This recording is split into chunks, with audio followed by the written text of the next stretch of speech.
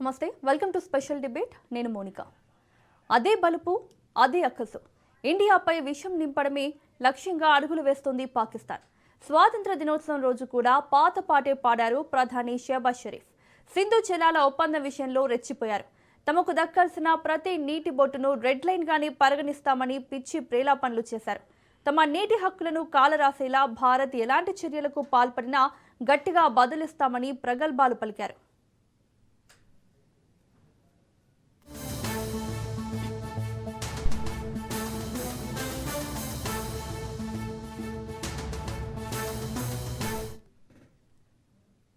పాకిస్తాన్ ప్రధాని షహబాజ్ షరీఫ్ కవ్వింపు వ్యాఖ్యలు దుమారం రేపుతున్నాయి.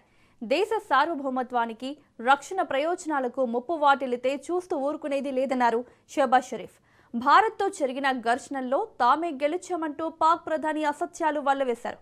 అందువల్లే సింధు జలాలను భారత్ ఏకపక్షంగా నిలిపివేసిందని నిరాధార ఆరోపణలు చేశారు షహబాజ్ షరీఫ్.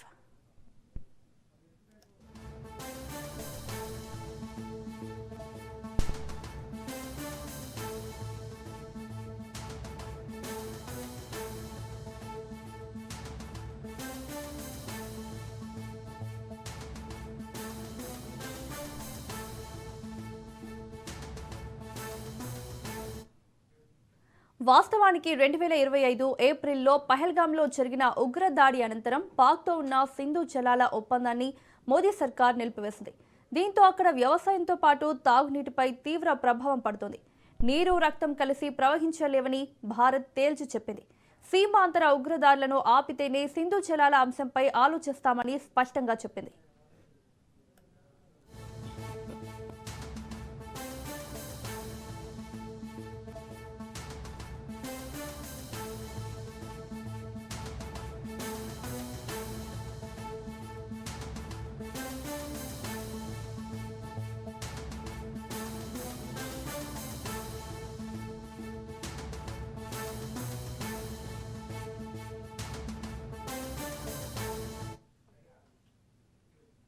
ఇప్పటికే కరువుతో అల్లాడుతున్న పాకిస్తాన్ సింధు జలాల కోసం మైండ్ గేమ్ షురూ చేసింది.